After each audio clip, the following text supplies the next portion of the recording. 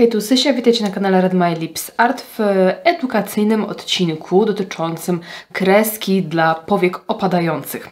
Jakiś czas temu nagrałam taki odcinek i mam wrażenie, że wciąż jest wiele wątpliwości, jak tą kreskę malować i jak to zrobić, żeby na każdej powiece to wyszło. Także postanowiłam nagrać dla Was kolejną jakby edycję tego tematu w takiej serii Uncut, czyli pokazuję Wam daną technikę bez żadnych cięć. To nie znaczy, że odcinek nie będzie miał żadnych cięć, ale chodzi o to, żeby pokazać Wam dokładnie, jak długo robię jakąś czynność, czy w jaki sposób układam, nie wiem, pędzel i tak dalej, żebyście zobaczyli po prostu, jak to wygląda w takiej prawdziwej praktyce, a nie w takim bardzo pociętym, zmontowanym filmiku. Od razu ostrzegam, że ten odcinek może być trochę nudny, monotonny, no bo wiecie, niewiele będzie się działo, ale może być dla Was bardzo przydatny, jeżeli właśnie szukacie sposobu na tą kreskę i wciąż nie możecie znaleźć, coś Wam ciągle nie pasuje. Mam nadzieję, że ten odcinek się dla Was przyda. Dzisiaj również postanowiłam przygotować kolejną paczuszkę z pysznościami makijażowymi dla jednej z moich aktywnych widzek. Postanowiłam tworzyć takie paczuszki prezentowe w podzięce za to, że jesteście, że mnie wspieracie. Także kolejna osoba otrzymuje ode mnie taką paczuszkę. Kto to jest, dostaniecie informację na dole w opisie, także zachęcam do zaglądania i do bycia aktywnym, bo może kolejna paczuszka poleci właśnie do Ciebie. Często, kiedy nagrywam odcinki odnośnie powiek opadających i tego, jak ją malować, to dostaję całą masę komentarzy, że ja powieki opadającej nie mam. Moi drodzy, jeżeli Wasza powieka opadająca jest mocniej opadająca niż moja, to nie znaczy, że ja nie mam opadającej, bo gdybym swoją powiekę pomalowała techniką, która nie jest przeznaczona dla powiek opadających, to makijaż albo nie byłby w ogóle widoczny, albo by bardzo moje oko obciążył. Dlatego musimy zdawać sobie sprawę, że powieka opadająca wygląda różnie, bo u niektórych jest to kwestia po prostu anatomicznej budowy, u niektórych to będzie zwiotczała z wiekiem skóra, która opada nam na powiekę i jest to jakby sama skóra, u niektórych będzie to jakby skóra i coś więcej, u niektórych będzie ona opadała na przykład w zewnętrznym kąciku, u niektórych z góry, u niektórych w wewnętrznym kąciku, a u niektórych jakiś taki milimetr powieki, tak jak u mnie, będzie widoczny i to wciąż jest powieka opadająca. Więc jeżeli będziecie mieć jakieś wątpliwości odnośnie tego, czy na Waszej powiece da się namalować taką kreskę, to od razu Wam mówię, że tak i za chwilę opowiem Wam jak, dlaczego i tak dalej. Także słuchajcie, zanim pokażę Wam prawidłową technikę, może pokażę Wam technikę niepoprawną, jak tego należy nie robić. Użyję sobie eyelinera, takiego klasycznego w pisaku, więc zaczynam sobie malowanie powieki. Czy mnie dobrze widać? Czekajcie, muszę się ustawić trochę lepiej. No właśnie, takie odcinki Uncut wcale nie są łatwe do nagrania, bo tu się wiele może zadziać. Więc maluję sobie taką klasyczną kreskę. Prawdopodobnie ten pisak zaraz przestanie mi pisać, bo on lubi mi robić psikusy. Ale zaczynam sobie od, wiecie, kreski takiej na powiece.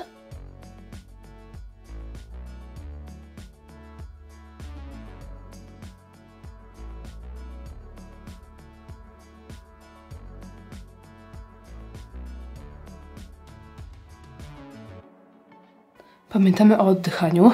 Ja czasami zapominam. No i maluję sobie kreseczkę. Piękną, wyciągniętą.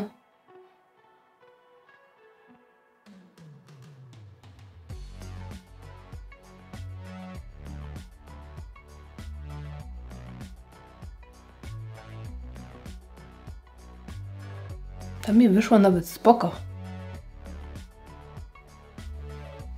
No i właśnie, cała kwestia, cały problem polega na tym, że jak jestem tak, to kreska wygląda bardzo ładnie. Ale jak się rozluźnię, to widzicie, nagle robi nam się taki uskok, taki przecinek. Zobaczcie bliżej. Widzicie? Robi nam się tutaj taki zawijasek i to często sprawia, że nasza powieka wygląda na jakby obciążoną, cięższą, bardziej zmęczoną, no i ta kreska no nie robi nam tego efektu, jaki ma zrobić kreska, czyli takie, wiecie, wyciągnięcie, wydłużenie oka, no nie? Bo ona nam robi tutaj jeszcze bardziej zaokrąglone oko i robi taki nie za ciekawy przecinek. I co więcej, zobaczcie, że teraz cała ta powieka, którą pomalowałam, którą miałam tutaj, widzicie, mam milimetr powieki widoczny, teraz on jest niewidoczny, przez co oko wydaje się cięższe, wydaje się takie bardziej obciążone i wygląda, jakby ta powieka jeszcze mocniej nam opadała. Także to, co musimy zrobić, to właśnie tutaj, z tej strony poprawić sobie te wszystkie błędy, czyli właśnie jedną z istotnych rzeczy jest nie malowanie kreski na całej długości powieki. To znaczy, to wszystko zależy od budowy waszego oka, bo jeżeli ta powierzchnia, ta przestrzeń jest tutaj troszkę szersza, to być może taka naprawdę cieniusieńka kreska przy samych rzęsach nie powinna nam zrobić krzywdy, ale jeżeli zrobimy sobie grubszą kreskę i zakryjemy całą tą powierzchnię taką widoczną tej skóry, no to będzie to oko wyglądało na cięższe, no i nie będzie mieć tego efektu wydłużenia, tylko efekt zaokrąglenia, co się mija po prostu z celem, wiecie, samej kreski. Także ustawię się teraz troszkę inaczej i zaraz wracam, robimy sobie kreskę na tym oku. Jeżeli chodzi o produkty, kosmetyki, którymi ja robię kreski, no to oczywiście możemy tutaj sobie wybrać takie pisaki. Ja najbardziej lubię takie, które mają końcóweczkę włoskową, a nie gąbeczkową, bo one funkcjonują, pracują tak jak pędzelek, a pędzelek zrobi nam znacznie bardziej precyzyjną kreskę i wyciągnie bardzo przyjemną końcówkę. Jeżeli chodzi o takie gąbeczkowe, no to one potrafią być grubsze, nie zawsze ta końcówka nam się wyjdzie idealna, no i te gąbeczkowe też właśnie ta końcówka potrafi się troszkę po pewnym czasie tak jakby zmechacić, skulkować, coś tam się z nią robi, że nie jest idealnie pisząca, a tego nie chcemy, bo chcemy, żeby nasza kreska była idealna, ok? Oczywiście możemy sobie wybrać inne produkty, na przykład innego rodzaju eyelinery, na przykład takie klasyczne w żelu czy w kremie. To są bardzo fajne i wodoodporne eyelinery, natomiast tego typu konsystencje ja lubię trochę rozrzedzać, bo one są bardzo gęste, więc będą nam skórę powieki ciągnąć, więc ta kreska nie wyjdzie idealna. Jeżeli jest powieka opadająca, a jeżeli jeszcze jest dojrzała, czy właśnie taka delikatnie już zwiotczała, no to tym bardziej będzie ona podatna na wszelkiego rodzaju, wiecie, załamania i dotyk, także fajnie, żeby ta konsystencja była lżejsza. Więc jeżeli sobie rozrzedzam taki eyeliner, to zwykle sięgam po płyn Duraline z Inglota i wtedy tworzę taką własną konsystencję. Dla mnie idealną konsystencją do tworzenia kresek są takie cienie w kremie tego typu. Czyli na przykład tutaj mam Kopciuszka z Glam Shopu, którym bardzo lubię robić kreskę, bo on jest właśnie odpowiednio kremowy, nie za gęsty, nie za płynny, nie rozpływa się. Albo właśnie tego typu farbki, można powiedzieć, to są Color Fixy od Danessy Myricks, czyli coś między eyelinerem, cieniem w kremie. To są bardzo fajne konsystencje do robienia właśnie kreski, bo one nie zmieniają swojej formuły, nie wysychają za bardzo i są komfortowe do tworzenia takiej kreski. No i oczywiście cienie, tak jak macie w swoich paletach, również nimi możecie robić kreski i je rekomenduję na sam początek, bo są po prostu bardzo wygodne i bardzo dużo wybaczają, bo cień dużo łatwiej jest poprawić, naprawić. Nie ma też takiej bardzo mocnej pigmentacji, możemy to sobie budować, efekt jest bardziej miękki, no i właśnie łatwo jest coś tam poprawić, bo wystarczy, że tam lekko rozetrzemy, czy dotkniemy jakimś innym pędzelkiem i już jest naprawione. Także na początek rekomenduję po prostu cienie. Jeżeli chodzi o pędzelki, no to tutaj najfajniej będą sprawdzały się pędzelki skośne. Tylko właśnie ważne, żeby to nie były pędzelki skośne grube, tylko pędzelki skośne cienkie. Ja Wam pokażę różnicę. Niech to tylko wygrzebie sobie odpowiednie.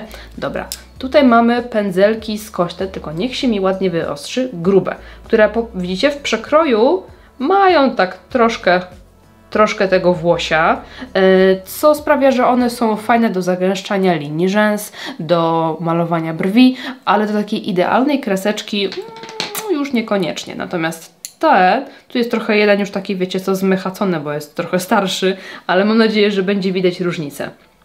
Tutaj widzimy, że w przekroju one są naprawdę cieniutkie, szczególnie ten z tej strony, bo właśnie ten z lewej, mojej lewej jest troszkę zmechacony już, ale to są właśnie pędzelki, którymi cudownie będzie robić się idealną, cieniutką, precyzyjną kreskę. I tutaj tak, to jest pędzelek Zoeva Wing Liner, to jest chyba 217, ale mam trochę ten napis zdarty, więc nie jestem pewna. A ten drugi to jest Hakuro H85. On jest też fajny, bo jest troszkę krótsze to włosie, więc radzi sobie fajnie z troszeczkę bardziej gęstymi formułami, tak jak właśnie cienie w kremie, eyelinery żelowe, a ten do takich bardzo nawet płynnych rzeczy bardzo fajnie się sprawdza. Także moi drodzy, ja może na początek, czego bym właśnie użyła? Niech pomyślę. Użyję sobie cienia w kremie, bo mi jest nim najwygodniej pracować. Także wykładam sobie trochę, tu mam taką podkładkę, wykładam sobie trochę tego cienia w kremie na podkładkę. O, tutaj widzicie, że jest wyłożony i teraz sobie sięgam po pędzelek i wezmę sobie właśnie tą Zoiwę, ten trochę dłuższy i moczę sobie pędzelek w tym cieniu. I też ważne jest, żebyście nie zabrudzili za mocno tego pędzelka, ponieważ jak on będzie uwalony z każdej strony, to ta kreska nam nie wyjdzie, więc jak nakładacie sobie trochę tego produktu, to weźcie te boczki, delikatnie sobie wytrzyjcie, boczki pędzelka. Także słuchajcie, ustawiam się tak, żebym ja widziała i żebyście wy widzieli. No i właśnie, ja nie zaczynam kreski tutaj po całej długości, no bo nie chcę zaokrąglać swojego oka i obciążać tak jak tutaj. Także zaczynam sobie od zewnętrznej części powieki. O, widzę, że już ten cień w kremie jest troszkę gęsty, więc chyba sobie zaraz go jeszcze rozrzedzę. Tak, muszę go rozrzedzić, bo już czuję w konsystencji, że będzie niewygodny, także biorę trochę płynu, Duraline i lekko sobie to rozrzedzam. Oczywiście najwygodniejsza będzie dla Was forma eyelinera w pisaku, bo tu nie trzeba będzie się bawić, ale tak jak mówię, u mnie nie zawsze one działają dobrze. A tutaj mogę sobie, wiecie, rozrobić dany produkt i jest wszystko gites. Jeśli natomiast chodzi o te w kałamarzu, ja nie przepadam za tymi pędzelkami w kałamarzu. Na pewno dobry eyeliner ma znaczenie, bo kiedy zaczynałam swoją przygodę z makijażem i oglądałam, jak inne dziewczyny na blogach robią idealne kreski, a ja się starałam i kompletnie mi nie wychodziło, to nie rozumiałam, o co chodzi, dlaczego mi nie wychodzi taka idealnie cieniutka końcówka. Się okazało, że to było wszystko kwestia eyelinera. Po prostu mój w kałamarzu był beznadziejny, miał beznadziejny pędzelek, beznadziejną formułę i ona mi nie pomagała, ona mi przeszkadzała.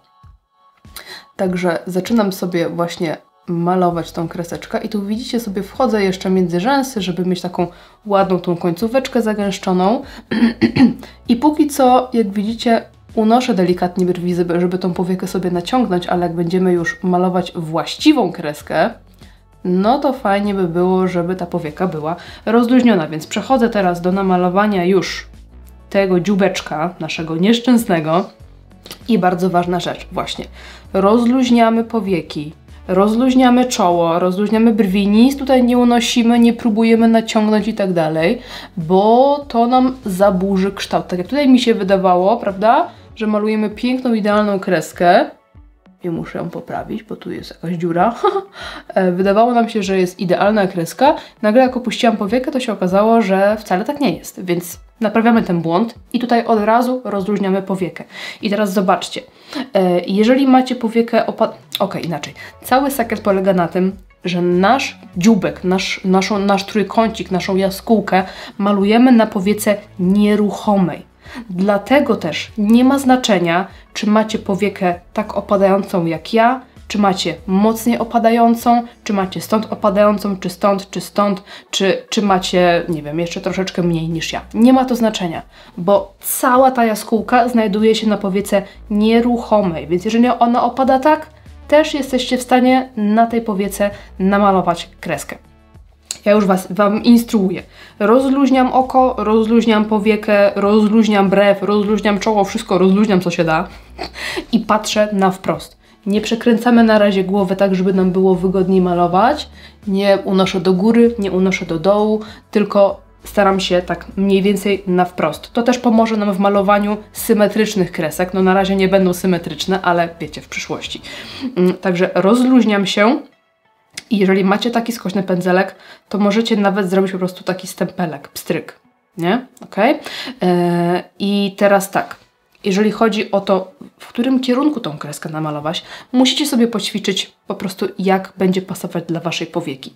Zazwyczaj kierujemy się dolną powieką i staramy się jakby przedłużyć dolną powiekę, albo idziemy w kierunku końcówki brwi. Moje brwi są takie dosyć krótkie, więc u mnie ta kreska byłaby bardzo, bardzo pionowa. Czasem takie maluję, bo lubię, ale tutaj u mnie lepiej sprawdza się podążanie za powieką dolną i staramy się ją tak jakby przedłużyć. Także popróbujcie sobie, popatrzcie, jaki kąt będzie najlepszy. Ważna rzecz, właśnie żeby mieć rozluźnione tutaj wszystko i zrobić sobie taki stempelek. Możemy też leciutko pociągnąć tą kreseczkę dalej. Zobaczcie. I mamy już wyznaczony kierunek. Moczę sobie po raz kolejny pędzelek w świeżej dawce. Jeszcze troszkę muszę wytrzeć boczki. I teraz odwracam sobie pędzelek, czyli na początku miałam tą krótszą część na zewnątrz, teraz ją obracam i krótsza część jest do wewnątrz. Mam nadzieję, że wyrażam się jasno. No i podążam w kierunku powieki. Wciąż mam rozluźnione wszystko, nie unoszę powieki. Staram się zrobić tą kreseczkę. Znów odwracam sobie pędzelek i leciutko ciągnę tak, żeby ta końcówka wyszła mi taka ładna i ostra. O, ok.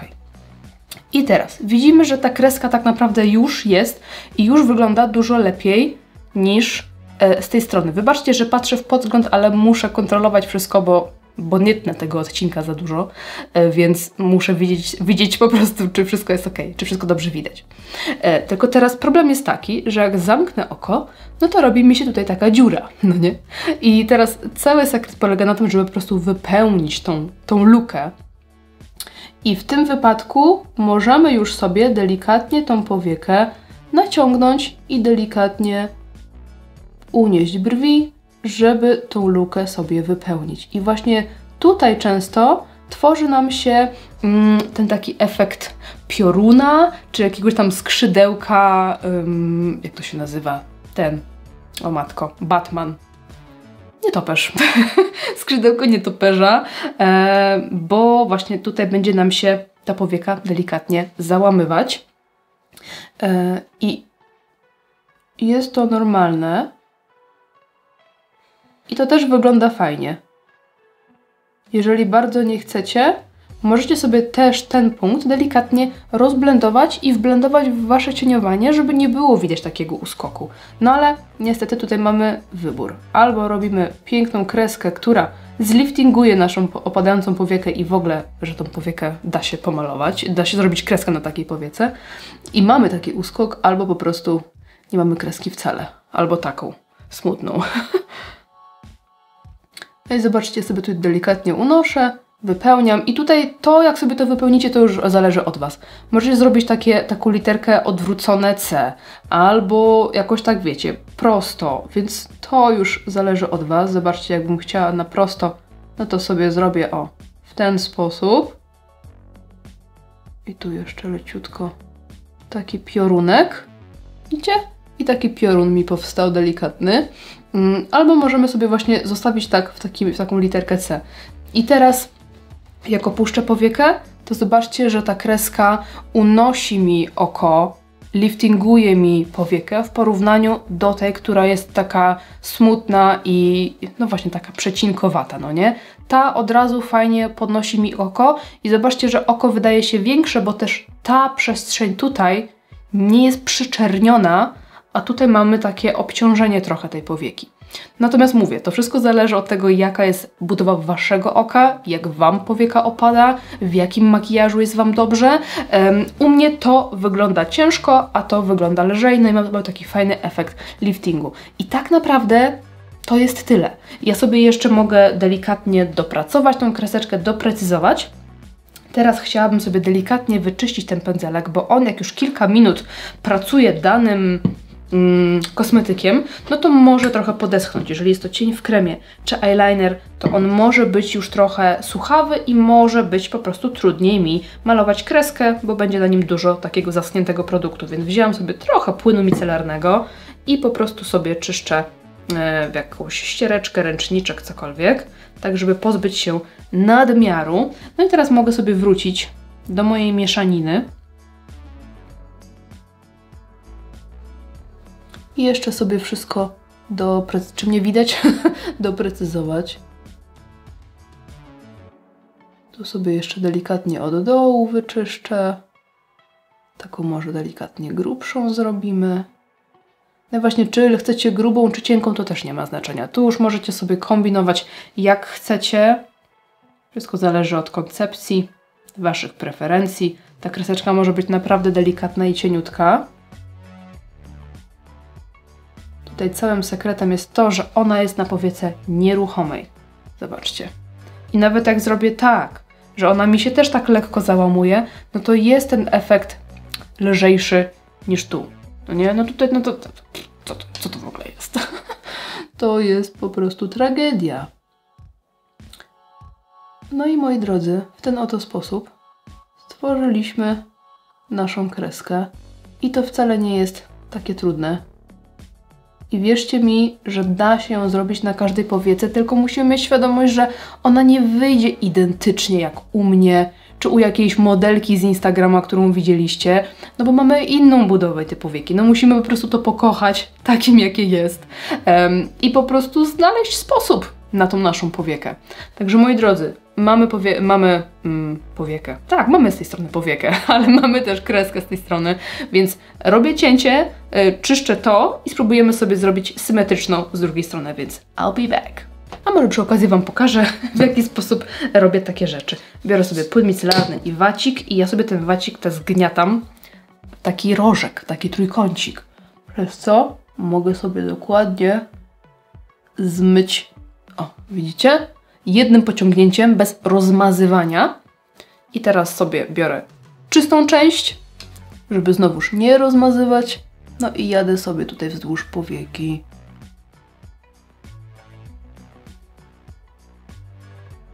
Także pracuję z tym rożkiem, żeby za dużo nie rozmazywać. I znów znowuż składam i biorę czystą część i tak o, czyszczę. I już jest praktycznie git, zobaczcie. Ok, mam czystą powiekę, nałożę sobie bazę, bo z tej strony również nakładałam bazę. I jeszcze jedna kwestia, bo czasami zdarza nam się, że no, będzie nam się ta kreska troszkę odbijać, no nie? I to jest normalne. Niestety, ale to jest normalne, to jest taka po prostu fizjologia. To jest tylko makijaż.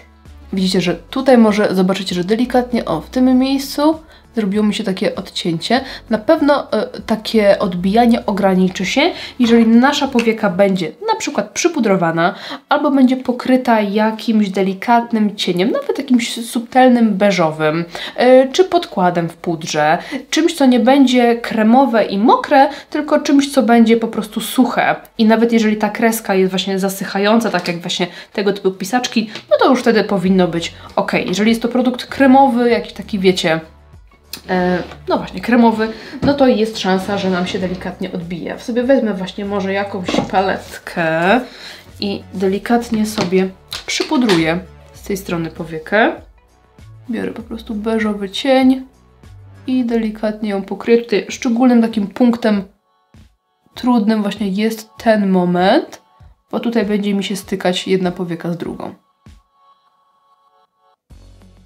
Tutaj przez to, że nie mam kreski z tej części powieki, no to nie będzie mi się odbijała tutaj na górnej, ale właśnie to miejsce jest takie newralgiczne.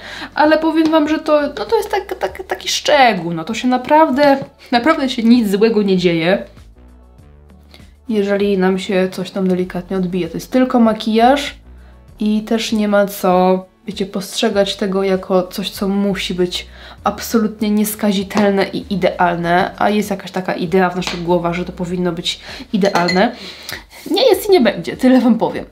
Ok, słuchajcie, przechodzimy sobie do drugiej powieki. Tutaj mam wciąż mój produkt, którym malowałam tamtą kreskę, ale widzę, że już mi zastygł, troszkę zasechł, więc znowu dokładam sobie kropelkę płynu i będę sobie to rozrzedzać ponownie i tworzyć fajną konsystencję. Także moment i już mamy wszystko gites. I właśnie nawdychałam się pudru. Ok, słuchajcie, lecimy. Czyszczę troszkę boczki i znowuż zaczynam sobie od powieki ruchomej wzdłuż linii rzęs. I tutaj jak widzicie, mam nadzieję, że widzicie, że delikatnie sobie, może nie tyle co unoszę powiekę, ale odchylam delikatnie głowę i marszczę oczy, tak żeby właśnie sobie zrobić taką przestrzeń do pomalowania tutaj tej kreseczki. Póki co mogę, bo najważniejszy jest ten dzióbek.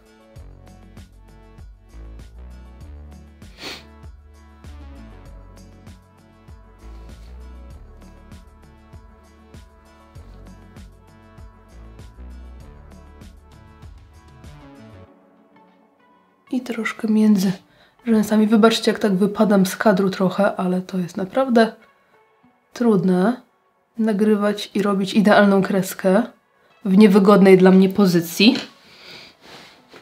Także ok, i lecimy teraz z drugą jaskółeczką. Kiedyś nagrywałam Wam odcinek o tym, jak robić symetryczne kreski. Mam nadzieję, że oglądaliście, a to było dawno temu, więc może stali widzowie pamiętają. W każdym razie teraz chcemy, żeby ta druga kreska była symetryczna, tylko musimy mieć świadomość, że nasze oczy nie zawsze są symetryczne i jeżeli chcemy, żeby te kreski były symetryczne tu, to niekoniecznie będą symetryczne w tym miejscu. Za chwilę Wam pokażę, o co chodzi, tylko łyczek herbaty. Chodzi o to, że jeżeli chcemy gdzieś, żeby było symetrycznie, a nasze oczy nie są symetryczne, to trzeba gdzieś tą symetrię jakby zgubić. Nie wiem, czy wiecie, o co mi chodzi. Także robię to samo, co w poprzednim oku, czyli rozluźniam wszystko, czoło, brwi, patrzę na wprost, nie unoszę głowy, nie zaciągam czoła do góry. Nie wiem, co teraz powiedziałam, ale mam nadzieję, że wiecie, o co mi chodzi. No i robię sobie stempelek, tak jak przedłużam sobie dolną powiekę, czyli idę w tym kierunku i robię stempelek. I właśnie to jest ważne tutaj, żeby patrzeć na wprost do lustra w tym momencie, żeby mniej więcej łapać oko z okiem i tą symetrię, bo jak będę robiła tak, no to nie będę widziała, jak idzie kreska na tym oku, no nie? Więc staram się patrzeć na wprost i mniej więcej reagować na to, jak kreska idzie w tym kierunku. Dobra, odwracam pędzelek i wracam sobie. Na jednym oku zawsze mi wychodzi gorsza kreska, to jest normalne, bo też i dlatego, że nasze oczy nie są idealnie symetryczne, ale też dlatego, że trzymamy inaczej pędzelek, bo zobaczcie, że tu trzymałam inaczej i tu trzymam inaczej, więc inaczej idzie mi praca nadgarstka z tej strony. Też trzeba to kontrolować, bo tutaj będzie nam szedł nadgarstek tak, a tu on nam się jakby zaokrągla trochę, więc musimy starać się ciągnąć kreskę w tym kierunku, a nie tak jak nam nadgarstek podpowiada. Moczę sobie pędzelek jeszcze raz i troszkę bliżej do Was i bliżej do lusterka. Poprawiam sobie.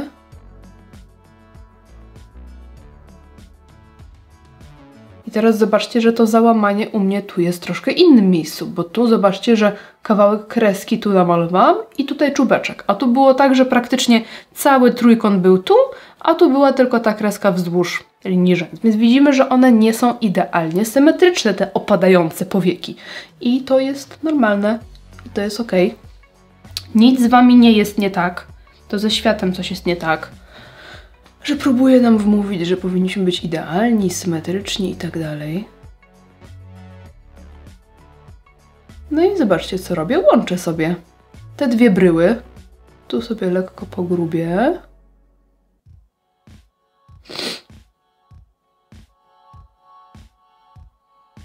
Znowu zapominam o oddychaniu. I zobaczcie, że z tej strony powieka opada mi tak, że nawet wychodzi to załamanie aż za kącik. To też jest normalne i tutaj też da się zrobić kreskę. Czasami trzeba troszkę pokombinować. Teraz odchyliłam troszkę głowę, żeby pogrubić ją, tą moją kreskę. Tutaj z zewnętrznej strony.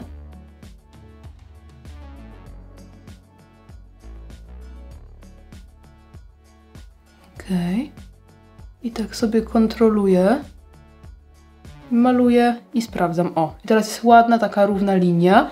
To nie jest proste, wymaga na pewno troszkę wyczucia i wprawy, ale da się, słuchajcie, da się. No i dalej walczę tutaj z tym miejscem. No i ja uważam, że tu powinnam przeciągnąć troszkę bardziej jeszcze prosto tą kreskę, żeby optycznie ona łączyła się z tą kreską wzdłuż linii rzęs. Widzicie? I teraz jak unoszę, to mam znowuż taką literkę C, więc łączę ją na prosto, tak jak tutaj. Na prosto, może tak po skosie bardziej. Cyk. No i patrzę, jak te moje kreski. Tu mi się troszkę odbija światło. Ta jest troszeczkę bardziej chyba taka, a ta jest taka lekko podwinięta, taka leciutko zaokrąglona. Mówię, to są takie szczególiki, ale wiecie, wprawne oko i perfekcjoniści na pewno, o, teraz pacnęłam sobie, na pewno zauważą. Tą jeszcze leciutko sobie wydłużę. Tu mi brakuje tej samej długości. No i wyszło mi trochę teraz przygruba, więc zaraz ją sobie wyczyszczę. Przy okazji pokażę Wam właśnie, jak naprawiam kreski i gdzie się tutaj łapie. Teraz mam wrażenie, że ta kreska z tej strony jest trochę za bardzo tutaj, za mało zaokrąglona, że ona powinna z tej strony właśnie iść troszkę bardziej w tym kierunku, więc dobudowuję sobie jeszcze tą kreskę z tej strony. I tak, u mnie malowanie kreski tyle trwa. Oczywiście jak nie gadam, no to wiadomo, że trochę szybciej, ale te wszystkie takie, wiecie, popraweczki, szczególiczki, rozrzedzania, pitu, tak. Ja tak robię kreski i u mnie to działa i to jest jedyny sposób, jaki u mnie działa. Teraz tak, jeżeli chcemy sobie taką kreseczkę poprawić, no to możemy użyć albo korektora, albo płynu micelarnego. Zależy, czy mamy na sobie, wiecie, jakiś makijaż, czy nie mamy makijażu i tak dalej. I ja lubię to robić albo po prostu też skośnym pędzelkiem, czy jakimś innym takim detalicznym, sztywniejszym, o, tego typu, takim maluszkiem, o tym, albo takim jednorazowym aplikatorkiem do malowania ust. On jest jednorazowy, jak się pracuje, wiecie, z klientkami, a dla mnie jest wielorazowy, aż się nie zepsuje. Więc namoczyłam sobie go delikatnie w płynie micelarnym, chyba jeszcze muszę troszkę. I tak, wyczyszczę sobie bardzo delikatnie i ostrożnie kreseczkę z tej strony. To już jest, słuchajcie, takie dziubanie i dbanie o naprawdę najdrobniejsze detale, ale chcę pokazać Wam, jak faktycznie wygląda u mnie proces tworzenia kresek. Jak mnie chwalicie, że są takie idealne, to wiedzcie, że ja tego nie robię tak o i już, tylko po prostu trochę trzeba dziubać. Szczególnie, że mamy taką wspaniałą budowę oka, wyjątkową, jedyną w swoim rodzaju, że musimy troszkę się bardziej przyłożyć.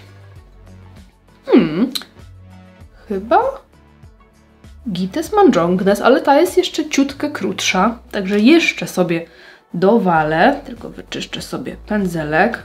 Zobaczcie, w ten mój wacik, którym się czyściłam, czyszczę sobie boczki i moczę pędzelek jeszcze raz.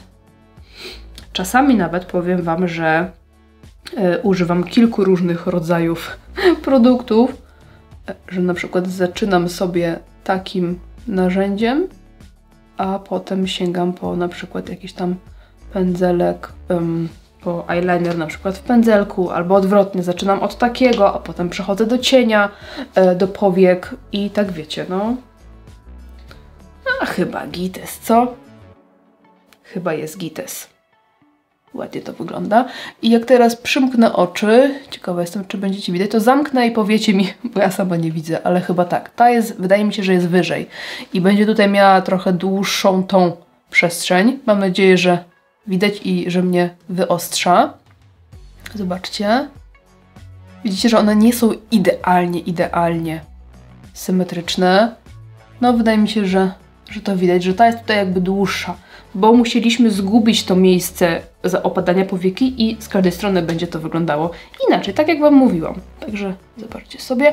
Tuszuję w takim razie rzęsy i zobaczymy sobie, jak będzie prezentować się efekt ostateczny. Ok, i tak się prezentuje skończony makijaż, skończone kreski z wytuszowanymi już rzęsami. Delikatnie też poprawiłam sobie usteczka, bo mogę. Także moi drodzy, cała technika i cały sekret malowania kresek na powiekach opadających. Koniecznie spróbujcie, czy to eyelinerem, czy cieniem w kremie, czym tylko chcecie i dajcie mi znać, jak Wam wyszło. Jeżeli Wam wyszło, no to bardzo się cieszę, że mogłam pomóc. Jeżeli lubicie takie edukacyjne odcinki i potrzebujecie ich więcej, to zachęcam Was do tego, aby dać mi znać, żeby zostawić mi kciuka do góry, jakiś komentarz, no i oczywiście subskrypcję, jeżeli nie chcecie przegapiać tego typu odcinków.